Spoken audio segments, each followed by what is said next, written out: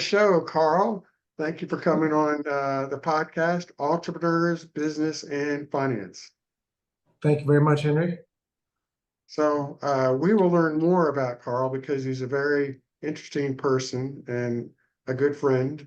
And he has always been very involved in the community and still is. I would say if I were going to say one of the many good things about Karl, I would say he's a give back kind of guy.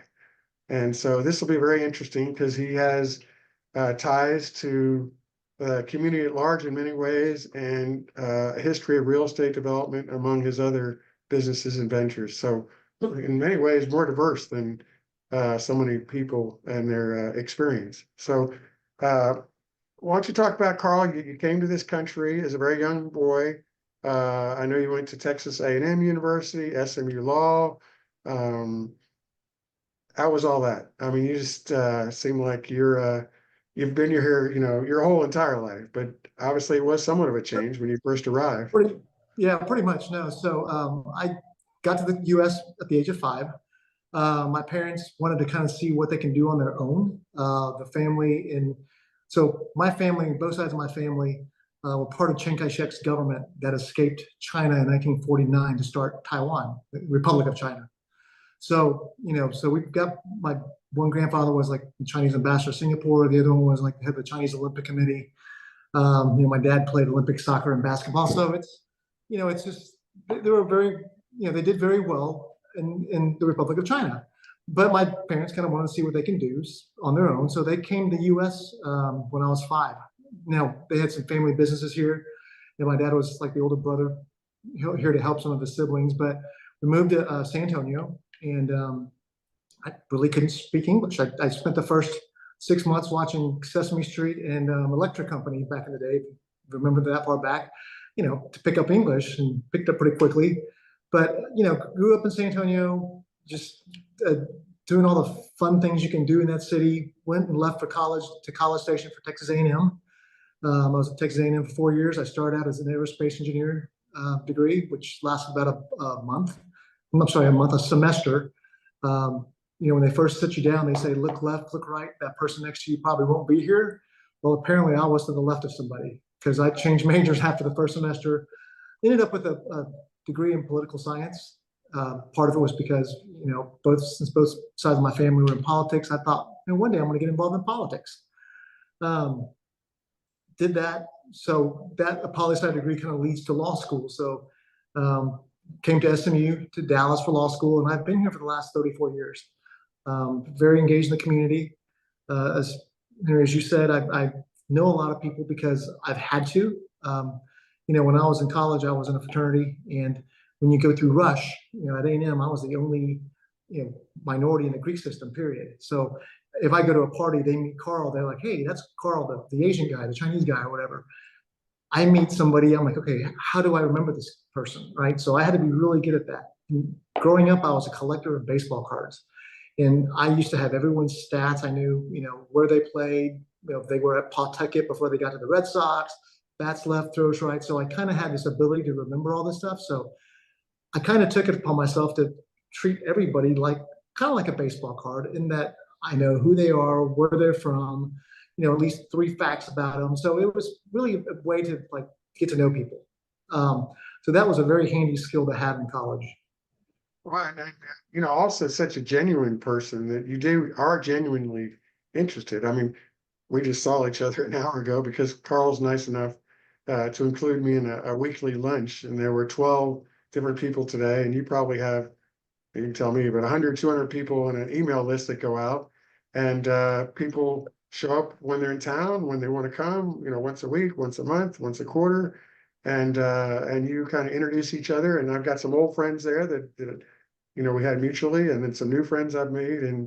But you are always interested in what other people are doing. I am, and to me, it's about collecting good people, right?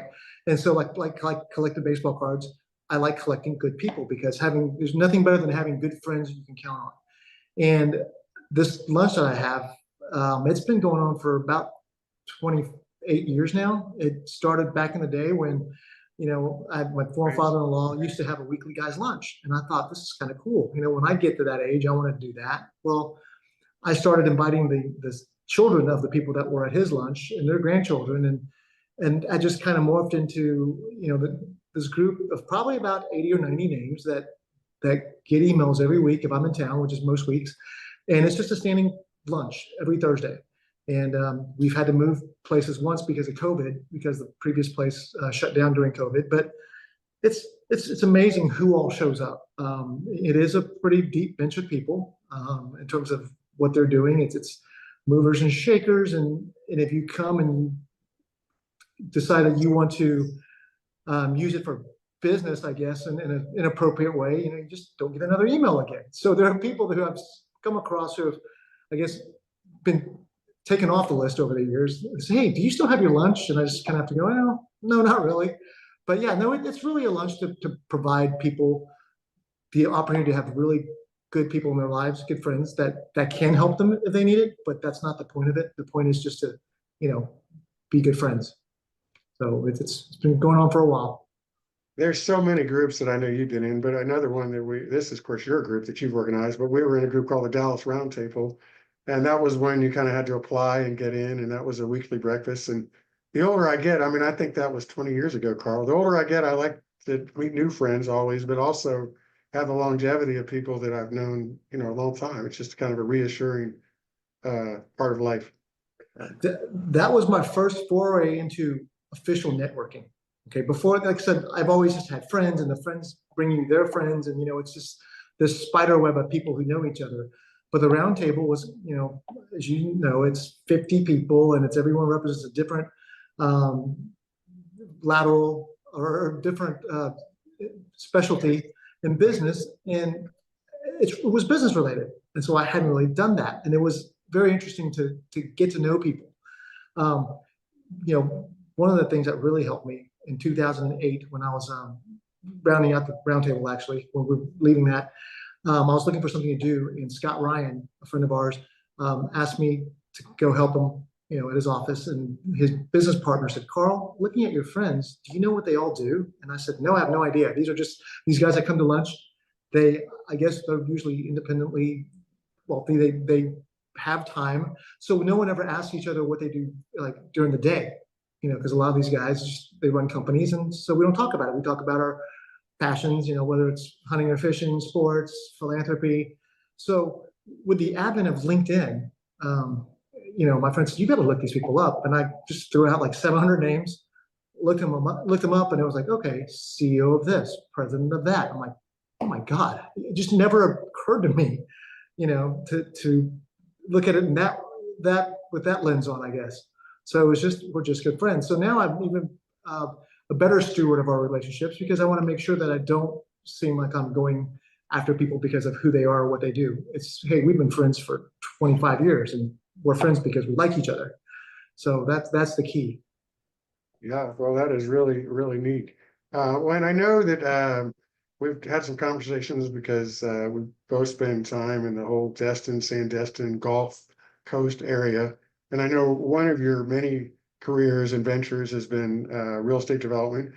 I'd like to hear about the development you're doing currently, but then also maybe talk about what it was like in Florida in the early days before a lot of that development had come along. And I know that people would be interested in hearing about that, because in this part of the world, a lot of people know about the Gulf Coast from, Destin is probably the most well known, but then now 35A is growing, and then you got the whole Alabama side, and Right. Sugar Beach, and but you were one of the early pioneers. Yeah, well, so my former father-in-law and I were business partners. He built one of the first resorts in Destin, Florida, called it's called Topsail Beach and Racket Club. It's just across the highway from Sandestin. It was one building. It was one large building, tennis club, and Roscoe Tanner was his head pro, who at the time had the record for the world's fastest serve. So, I've been familiar with that area, and when I got out of law school, joined the family office to work with him, he said, "Hey, why don't we build a golf course down on kind of like the last part of the Panhandle?" There was a county in Florida, where just south of Tallahassee, it's right on the Gulf of Mexico, Franklin County, where there's not a golf course. And we thought, wow, we found the only county in Florida that didn't have a golf course. Why don't we put one on there? And this was probably 1996. And so Destin was built out. The next area, Watercolor, was building up pretty well. Panama City was just kind of a mess still because that was still the place for spring break. But on the other side, when you get to Apalachicola and all the way to kind of where the Panhandle turns, there was nothing. It was called the Forgotten Coast. So we found a place that used to be a camp for wayward youth. It was 360 acres right on the Gulf of Mexico on Highway 98. And we thought, we're going to do a development. So we built this amazing golf course. We found a gentleman who was like the 5th employee of Club Corp. He left Club Corp to help start Arnold Palmer Golf Design. And then after a while, he realized, Arnie gets $15 million just to sign his name on a golf course. If I charged $500,000 to do a golf course and I did 2 a year, I can make $1 million a year. Because when he was at Arnie, he was getting paid a salary, and so he said, I can give you that kind of quality, and I can charge way less than Arnold, and I can do a lot less work. So sure enough, we signed up with Bob, and we built this amazing golf course called St. James Bay, which is in a little town called Carabel, Florida. It's about 20 miles east of Apalachicola, and it's still there today. We sold that off probably about 8-9 years ago, but we had 420 lots on there. There was places for condos, and I think our problem was we were too early. I think the third owner of a golf course is the person that makes money. We did a good job of selling all the lots. Not the second, not the first, but the third, yeah. Right. The first one, we made our money on the lots because we had 420 lots. So we got all the lots sold. Everyone made their money back. And we still had about 80 lots left and, pad sites for 7 buildings. And that's when 2008 kind of hit. And we just thought, okay, we probably need to get out of this. My father-in-law actually loved owning the golf course at the time. So he said, no, we can hold it. So at the end, we sold it 10 years later for quite a bit less, but he had a golf course for a while. The moral of that story is you can get in too early, and if you're too early and you've already made your money, get out, because there's no reason to keep throwing money at something just because you love it. You got to take the emotion out of it. So that was kind of my learning curve in real estate, is don't get attached to anything too much. Now, he originally made his money building office condominiums here in Dallas. So this kind of segues right to what I'm doing now. But Woodhill Medical Park is some of the first office condominiums in Dallas, if not in the country. They're on Walnut Hill. They're right across from Presbyterian Hospital. And what it was he built these offices that doctors that were at Presby could buy across the street and have their practice across the street without having to go to the big hospital. And he made a killing doing that. And so I've got a group now, a couple of buddies who've been doing this for years, but they're building office condominiums in parts of Dallas, mostly the northern part, that services communities that are new, upcoming, that don't really have any offices around. So my partner for 20 years built these. They're 1-story, 4 to 5 units in a building, 8 to 12 buildings in a park, and he just builds these condos. And someone comes in, buys an office, he sells it, he's done. So you can get through a business park, a condo park in 3 years, 3.5 years, get them all sold. You don't have to worry about, is it leased up? I mean, once you sold it, you're done. And he used to do this in Louisville, Colleyville, all those new communities that came through Dallas in the early 2000s. Well, he couldn't build them fast enough. So we approached him in the 2021 and said, look, you can't build these fast enough. Why won't you do more? And he said, I'm kind of capped by my, construction crew size and my capital. So we said, what if we can bring you enough capital to keep going, and we bring you a construction company that didn't have, a cap on what they can do? Would you partner with us, just use this model and just keep going? He said, absolutely. So now we're on project 6 already since the beginning of 2022. Project number 6 is in McKinney. These projects, like I said, they're about 36 to 40 months. Interest rates don't affect us, because what we do is it's about a $20 million build out. We raise about $2.5 million of equity, and the rest is on a revolving line of credit. We go out and we get a $5 or $6 million line, and we build. As soon as we sell these units, we pay the bank back, and we just keep revolving this. We go through that $5 million line, probably 3 or 4 times before it's built. So all the investors make all the money at the end. Those last 15, 20 units are pure profit. So, it's a good model. So when interest rates change, you can just stop. Because I also learned this from my former father-in-law. He built the Balfour Beatty building, as you would know now when you're leaving downtown on Harry Hines. There's that stair step building on the right to get on the tollway. Yes. Well, he was halfway through that when 1989 hit and the RTC stuff hit. So, but he couldn't stop. He was already into it. What I learned was if you want to do an 18-story building, you can't stop at floor 14. You got to build all 18 floors. Yeah. But with this condo project, if we're done with the building and this economy stops, we just stop. You don't have to start the next building. So it's all about mitigating risk. That's what we do. And the communities we're in, we've got 2 projects in Prosper, 2 in Frisco, 1 in Fort Worth by Alliance Airport. These are all areas where if you're living in Prosper and you're an attorney, you're a title company, insurance agent, where do you office? You've got to drive into Plano to find offices. If you do find a shopping center that has a space, you could be paying triple net.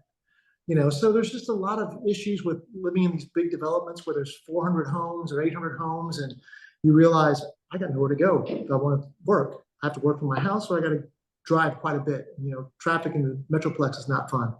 So we go into these communities, and oftentimes these big developments, they'll do all this residential. They'll put a commercial in the corner, and in between they'll put a buffer of like 6 to 8 acres to kind of keep the commercial and the residential separate. We call that infill. We'll go in and buy that infill for not much and build an office park, and it's very easy to sell 50 units to 500 or 800 people. They're fighting for the units because they want to have an office close to home. And then once they're done, they can sell it. They don't have to worry about rent going up because if they're financing it, they know what the payment is. So it's just it's a win-win for everyone. And we get in, we get out, and we just go to the next park. Great business model, and your normal ingenuity of a whole new venture, just 3 or 4 years ago.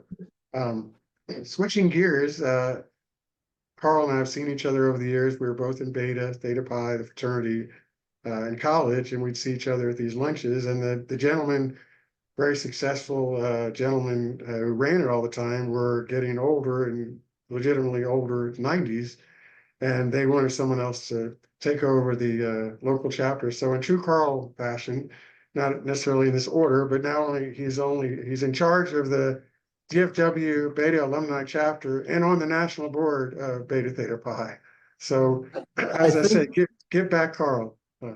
I think that's how I got myself in trouble the first time. It was that I was asked to join the national foundation board for Beta Theta Pi, and they host these great dinners in town to get the alumni to come out, and I did.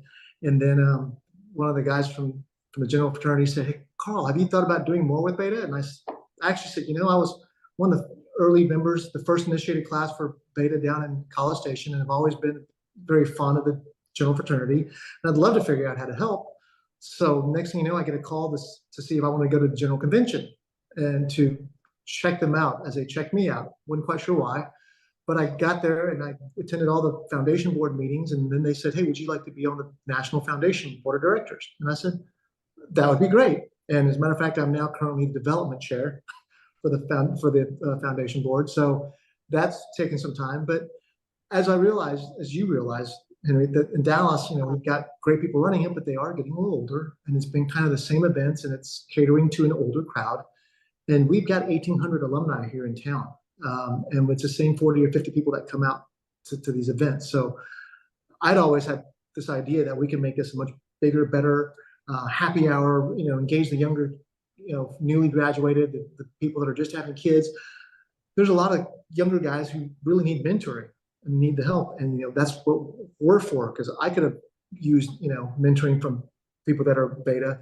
The great thing about a fraternity is when you join a fraternity and you meet other members of your fraternity, whether it's a different university or not, you kind of have a similar background. You kind of almost have like a pre-vetted person, right? So you kind of know, hey, you know what? I kind of know what he's about because he joined Beta. So I've always wanted to have that. And we had a conversation about us being the mentors, and so when they said, Dallas really needs help with getting this to, a bigger audience, they looked at me and said, "Well, Karl, you're in Dallas. Would you have any interest in taking over the Alumni Association?" my original thought was, well, I would help the two that are doing it now, and we can add a component to it. Famous But I last guess words. they were ready to retire, and they stood up and said, well, Karl, you're now in charge of the Alumni Association. So I'm trying to figure out how to manage that. But we've had our first happy hour, and we had about 60 people show up, which was pretty good. That's more than we've had for the lunches, and the feedback has been great. And so we're getting ready to do another 2-day event in My Fort mom Worth used and to say, Dallas. oops, sorry to interrupt. My mom used to say, if you want to get something done, ask a busy person. So I think that's what they did. They found a busy person named Karl Chiao, and they asked him. Uh, the the other thing about Beta Theta Pi, and our fraternity was a fairly studious fraternity, Beta Theta Pi. It actually needed to be recolonized when I joined because they got into trouble. But they're really pushing a lot of neat initiatives. So, you know, I mean, I don't have any issue with drinking alcohol or other people drinking alcohol, but they're keeping that out of the houses, and they're really focusing on the mentoring, the friendship, the personal growth, and they always did. But it's I think it's improved. The beta, one of the things that we say, betas are men of principle. Okay, so the key is to build leaders. So we have spent, as a fraternity, a lot of money on leadership programming. Wooden Institute, named after John Wooden, the former basketball coach out of California at UCLA. He was a beta. So we have a leadership conference named after him. We have the Keystone Leadership Conference. We have all sorts of leadership conferences, and we pay for the undergraduates to go to attend. It's usually the officers, but it's to teach them how to become better men. One of the biggest things that I think has been helpful for these young guys is, since COVID happened, there's a lot of, and I didn't know this until I went to our board meeting recently. We have a tri-board meeting where all three boards, the general fraternity, the foundation, and the housing corporation boards, get together to talk about issues. And a lot of these guys that during COVID that had to stay in whatever city they were in, but they weren't allowed to interact with others. It becomes very lonely. You're not in your hometown. You're not with your parents. You're not with your fraternity brothers. You're just locked in your dorm room or house. You get pretty lonely. And so there's some mental health issues that are affecting a lot of these guys, and they're trying to figure out how to get out of it. And the fraternity is looking at that very closely, and we're trying to figure out ways to see how we can help these kids, readjust to getting back into society. It's not remote anymore. It's, you got to be engaged. And I think there's been some studies about just generally fraternity men, the people who are in the Greek system, re-engage better than those who don't have that network. Because if you're not a fraternity, I know people make fun of fraternities, like you're paying for your friends, big group, but you know what? You do have people that are there that hold you accountable, and you hold them accountable. When you just have friends in your dorm, or just 3 or 4 friends, if something happens, you're left with no one, or they transfer. So it's really nice to have a network of people there to help you go through whatever crisis you're going through. So. Why don't we wrap up on something that's very interesting, because you are truly formally, as well as informally, a leader in Dallas with one of your other roles, and with the Dallas Historical Society and the Hall of State. So Dallas has a real gem of a area, part of town, which has old historic we're in Dallas, right? We're not in Rome, but old Right. buildings in Dallas, Art Deco buildings, and they are in a place called Fair Park. And you are what's your official role with the Dallas? Well, I'm the executive director of the Dallas Historical Society. So one of the things I said, I'm a collector. So one of my previous occupations was I started the Trust and Estate Department for Heritage Auctions back in 2010. Third largest auction house in the world. They deal with mostly memorabilia, a lot of artifacts, but they're right behind Christie's and Sotheby's. And so I went to start a Trust and Estate Department for them. And at the time, the Dallas Historical Society has a collection of over 3 million items. And a friend of mine was the board chair. And she asked me to join their board because they have this big collection of stuff. And Karl, since you dealt with collections, you might be able to be our collections chair. So I joined the board of the Dallas Historical Society. As Henry said, it's in Fair Park. It's where the home of the Texas State Fair is held. It is also the largest collection of Art Deco buildings in the world. It was built essentially in 1936 to celebrate the Texas Centennial. So when Texas turned 100, the world came to Dallas and came to Fair Park to learn about the state of Texas. And this building, the Hall of State, was built specifically as the centerpiece of that. It was called the State of Texas building at the time. And the Great Hall in the middle of it was the Hall of the State of Texas building. So over the years, that name just kind of became the Hall of State. So anyways, the Historical Society has been around since 1922. We're the collectors of Dallas history. We collect, preserve, and exhibit Dallas histories so that we can educate current and future generations. I got asked to join the board, and in 2018, as I was rolling off the board, I realized that we'd gone through 5 directors in 6 years. We'd gone through, 15 directors in the last 20 years, and we were just barely staying alive. We're too big to fail, but we had nothing to grow with. So, there's 5 employees, and they spent every day just making sure that the collection was intact, and they weren't raising any money. So it was just kind of it's like we're in a loop. We couldn't get out of it. So Groundhog Day. So I decided, you know what?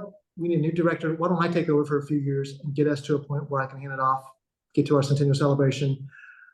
And that was 5.5 years ago. So we've already celebrated that. I think we've raised more money in the last 5 years than we have in the last 20 years. There's 15 employees here. We've picked up some amazing collections since I've been here. We picked up Coach Tom Landry's collection. Tom Jr. gave us all of Coach Landry's stuff. Got that. We've got the world's biggest diorama, which is a model of the Battle of the Alamo. It's 24 feet by 14 feet, and it's got over 2,000 figurines on it. It took the gentleman 20 years to create, and it was supposed to go to San Antonio to the Alamo, but they kind of had a little disagreement for a brief moment, and so I went in there and got it, and now it belongs to us. So it's exhibited permanently here at the Hall of State. But yeah, we are growing. We are here to celebrate the history of Texas and Dallas, and we're just having a great time doing it. A couple of the other historical groups in Dallas have folded recently, so we're kind of the last ones left, but we're the only one growing. So what I've learned from this is that if you want to run a nonprofit, you have to bring in a for-profit person, because I love nonprofits, but a lot of them are run by people who have a different mindset. And I think that's the difference between me and the 18 other directors that were before me in the last 20 years, is that we brought in people who are nonprofit people, and they handle it differently. For me, it's like a business. If I don't make money, if we don't bring in money, I can't pay employees. If I don't pay employees, we can't grow. So that's kind of the philosophy. But the building that we're in has been renovated. We were the first ones to get the city money in a 2017 bond package to renovate this building in 2020. So it looks like the day it did when it was revealed in 1936. So it's just been great. And I'm 30 yards from the Cotton Bowl, which is now just getting their money to renovate. So, we did it way ahead of everybody, and we're just glad to be a leader here in Fair Park. Well, what a fantastic summary, an entirely inspiring life, Karl, you had. And even as well as I've known you, and all these years just sitting here listening to you, it's pretty neat. So thanks for sharing that. And well, thank you for having me on. Well, thank you for coming on the show. And I will see you soon. Sounds great, Henry. Thank you. All right. Bye-bye. Bye.